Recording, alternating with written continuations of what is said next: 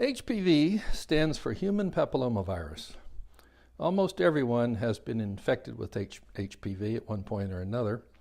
Most people quickly become immune to the virus and never show any symptoms. Occasionally, HPV causes warts, if it does anything at all.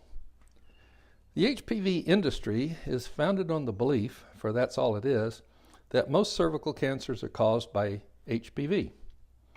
A quarter century of intense research was unable to come up with even a hint of proof that viruses, including HPV, cause human cancer.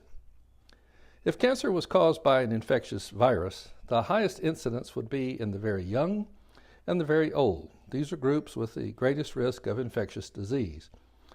While the old do indeed have the highest incidence of cancer, the young have the lowest. Cervical cancer takes 20 to 50 years to appear after HPV had been eliminated by the immune system. This is why HPV has never been found in cervical cancers. That's the puzzle. Why does the HPV industry exist at all? Here's how the gene theory of cancer came to the rescue. Even though HPV is eliminated by the immune system, the virus leaves behind genes that are said to cause cervical cancer decades later. HPV virus would be an extremely inefficient carcinogen even if it did cause cervical cancer. Every year, only 1 in 10,000 women who were ever infected with HPV develops cervical cancer in the United States. HPV certainly can't be held responsible for the 30% of cervical cancers in women who were never infected with the virus. Just as clearly, the HPV vaccine could not have prevented the cervical cancer in women who had never been infected with the virus. While HPV is relatively benign, the vaccine is not. Out of all the serious vaccine adverse events reported to the Centers for Disease Control, more than half come from the HPV vaccines. HPV vaccines alone account for 25% of all serious adverse events of all 80 vaccines currently licensed in the United States. As of December 14, 2017, there were 55,788 adverse events following an HPV vaccination. Of those, 10,980 did not recover, 2,467 were disabled, 146 had cervical cancer.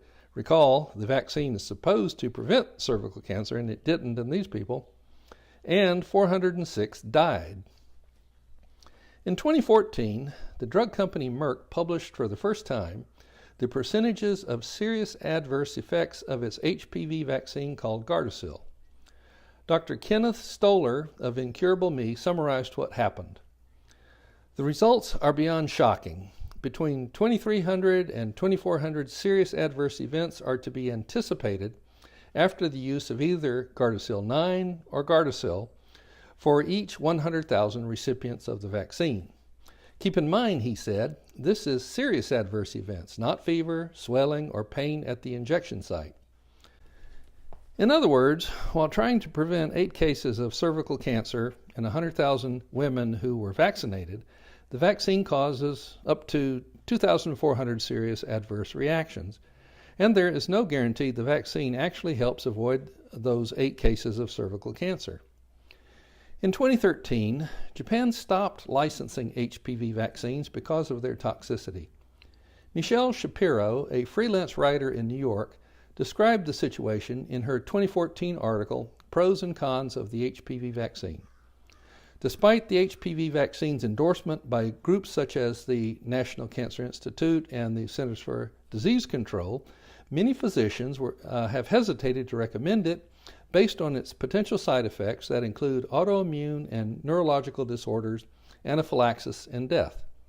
The Health Ministry of Japan withdrew its support of the vaccine in 2013 amid reports of serious side effects in girls. The ministries of Spain, France, Israel, and India have also expressed concern based on adverse reactions to the vaccine.